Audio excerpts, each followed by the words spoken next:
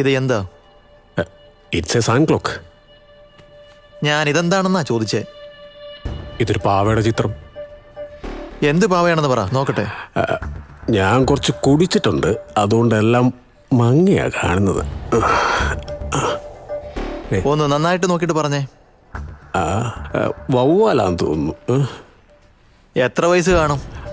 അത് വവ്വാലിനോട് തന്നെ ചോദിക്കണം. എത്ര വർഷമായിട്ട് ഈ കഥ എഴുതുന്നുണ്ട്? ഇന്നലെ രാത്രിയിലാണ് തുടങ്ങി വെച്ചത്. എൻ്റെ കഥയിലൊരു ഡോക്ടറുടെ സീൻ വരുന്നുണ്ട്, നിങ്ങളെപ്പോലെ ഒരു ചുരുണ്ട കുടിക്കാരൻ. അവസാനം അയാളുടെ ഗതി എന്താവുമെന്ന് എനിക്ക് തന്നെ അറിയില്ല.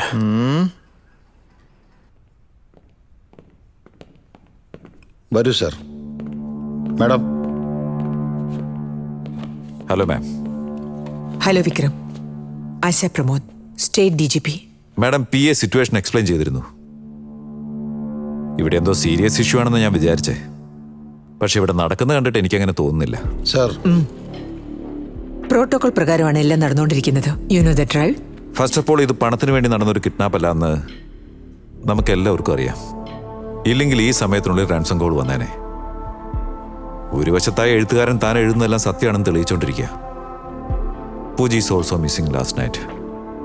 പൂജ 2 പ്രാവശ്യം കൺട്രോൾ റൂമിലേക്ക് വിളിക്കുകയും ചെയ്തു. ആ കോഴ്സ് ഇതുവരെ ട്രേസ് ചെയ്യാൻ പറ്റിയിട്ടുമില്ല. ആ എഴുത്തുകാരനെ കുറിച്ചും പറഞ്ഞിട്ടുണ്ട്. അൺയൂഷ്വലാണ് കാര്യങ്ങൾ. ഇതിന്റെ മോട്ടീവ് എന്താണെന്നും പിടികിട്ടുന്നില്ല. രാത്രി ഓഫീസിൽ നിന്ന് കൂട്ടുകാരും ഒത്ത് പാർട്ടിക്ക് പോയിരുന്നു.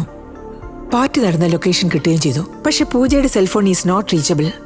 നമുക്ക് എങ്ങനെയെങ്കിലും ഏതെങ്കിലും തരത്തിൽ ട്രേസ് കിട്ടുമെന്ന് ചെക്ക് ചെയ്യണം. That's all we have. But I believe in your investigatory abilities. പൂജയുടെ എല്ലാ ഡീറ്റെയിൽസ് ഇതിലുണ്ട്. ഇനി നിങ്ങൾക്ക് എന്തൊക്കെ ആവശ്യമുണ്ടോ, it will all be arranged. Media ഈ വസ്തുതകളൊക്കെ വളരെ രൂക്ഷമായി കൈകാര്യം ചെയ്തുകൊണ്ടിരിക്കുകയാണ്. അതുകൊണ്ട് ഒഫീഷ്യലായിട്ട് ഒന്നും ചെയ്യാൻ സാധിക്കുന്നില്ല. അന്വേഷണം ആരംഭിക്കുന്നതിന് മുമ്പ് എനിക്ക് ചില ടേംസ് ആൻഡ് കണ്ടീഷൻസ് ഉണ്ട്. ഈ കേസ് ഞാൻ എൻ്റെ സ്റ്റൈലായിരിക്കും അന്വേഷിക്കുക.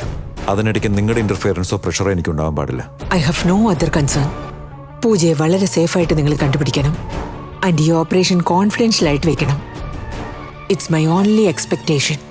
എന്നെ അസിസ്റ്റ് ചെയ്യാൻ 2 ട്രെയിനീസിന് വേണം. കേസിന്റെ പർപ്പസിനായിട്ട് അതിനിടെ vehicle, gun and A mobile. നിങ്ങളുടെ മകളെ ഭദ്രമായിട്ട് തിരിച്ചേൽപ്പിക്കുക എന്നുള്ളത് എൻ്റെ ഉത്തരവാദിത്തം.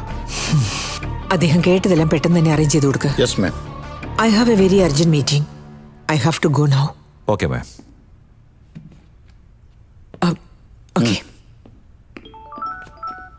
Sir, Yeah. സൈക്യാട്രിസ്റ്റ് ആണ്. ആ എഴുത്തുകാരൻ്റെ അനാലിസിസിനെ കുറിച്ച് പറയാനാ. പറയൂ doctor. He seems to be perfectly all right. ബ്രെയിനിൽ യാതൊരുവിധ അബ്നോർമാലിറ്റി ഉള്ളതായിട്ട് തോന്നുന്നില്ല. അദ്ദേഹത്തിന്റെ creative side of the brain ആണെങ്കിൽ വളരെ ആക്റ്റീവായിട്ടാണ് കാണുന്നത്. ഈ സീസോഫ്രീനിയ, മൾട്ടിപ്പിൾ പേഴ്സണാലിറ്റി ഡിസോർഡർ അങ്ങനെ എന്തെങ്കിലും ആണെന്നാണ് ഞാൻ കരുതിയത്. But he is just an alcoholic. ഒന്നെങ്കിൽ അയാൾ അഭിനയിക്കുകയാണ്, അല്ലെങ്കിൽ സൈക്കോളജിയുടെ പരിധിക്ക് അപ്പുറമുള്ള വിഷയമായിരിക്കും. ഈ ESP എന്നൊക്കെ പറയുന്നത് കേട്ടിട്ടില്ലേ? സംഭവിക്കാൻ പോകുന്നത് മുൻകൂട്ടി പ്രവചിക്കുന്ന പോലെ. അങ്ങനെയും ആകാം. ബട്ട് നമ്മൾ നടത്തുന്ന അനാലിസിസിൽ ഇതൊക്കെ കണ്ടുപിടിക്കുന്നത് പ്രയാസമുള്ള കാര്യമാണ്. Okay doctor, thank you. Okay.